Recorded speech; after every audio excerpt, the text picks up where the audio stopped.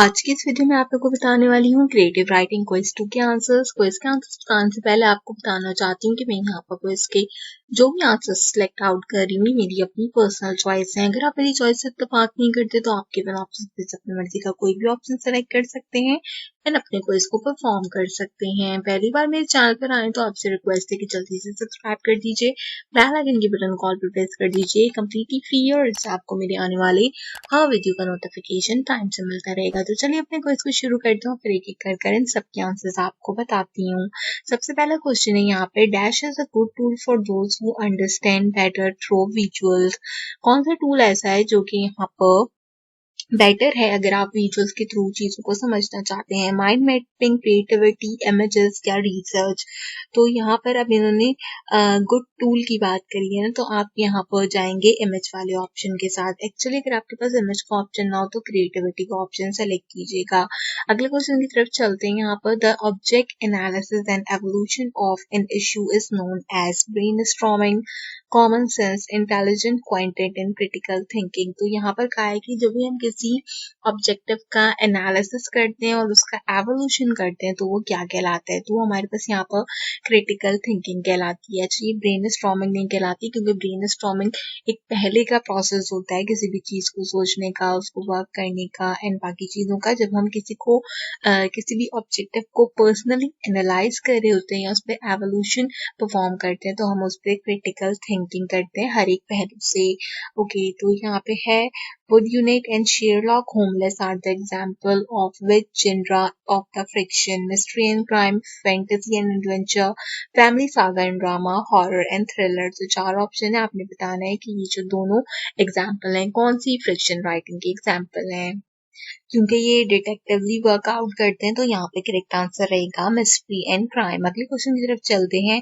Character evolving and showing different qualities as the story move forward is known as climax। character selection, plot, character arc। तो climax इसका correct option है। अगले question की तरफ चलते हैं। creating a suitable environment help in facing the writer block, making your writing readable, developing and interrupting flow of the writing, skipping the phase of editing and rewriting. अच्छा, अब यहाँ पर पूछा गया है बेसिकली कि अगर एक आपके पास सुटेबल एनवायरनमेंट हो तो उससे क्या चीज होती है। यहाँ पे दो चीजें होती हैं, हम जो है वो अनइंटरप्टेड फ्लो ऑफ राइटिंग में भी लिख सकते हैं, और क्योंकि यहाँ पर जो है वो कहा गया है एनवायरनमेंट के हिसाब से ना, तो अगर एनवायरनमेंट अच्छी होगी तो आपके पास एडिटिंग एंड रीफेसिंग का जो टॉपिक होता है वो भी कवर अप हो सकता है। लेकिन यहाँ पर करेक्ट आंसर होना चाहिए developing and interrupted flow of writing. ठीक है, अगले क्वेश्चन की तरफ चलते हैं। Brainstorming, mind mapping, gathering research materials are part of phase of writing,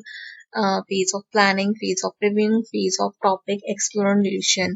अच्छा, जो ब्रेन स्टॉर्मिंग होती है, माइंड मैपिंग होती है, या फिर हम जो रिसर्च गैदर करते हैं वो क्या होती है? तो बेसिकली वो हमारे पास यहाँ पर होती है फेज ऑफ टॉपिक एक्सप्लोरेशन, क्योंकि जब हम किसी टॉपिक के ऊपर वर्क करते हैं, उसको एक्सप्लोर करते हैं, तो हम यहाँ पे ब्रेन स्टॉर्मिंग करते हैं, उससे रिलेटेड मटेरियल गैदर करते हैं, अपने माइंड में उसकी कंप्लीट मैपिंग को क्रिएट आउट करते हैं। आई नो कोई बहुत फास्ट है बिकॉज मेरे पास टाइम नहीं है इसको करने के लिए, तो मैं जस्ट वन गो फ्लो में इसको कंपाइल कर रही हूँ। Dash is an important phase of the creative process where all the ideas that you attain from research are refined in your mind। तो कौन सा important phase होता है यहाँ पर, उसके बारे में बात करते हैं।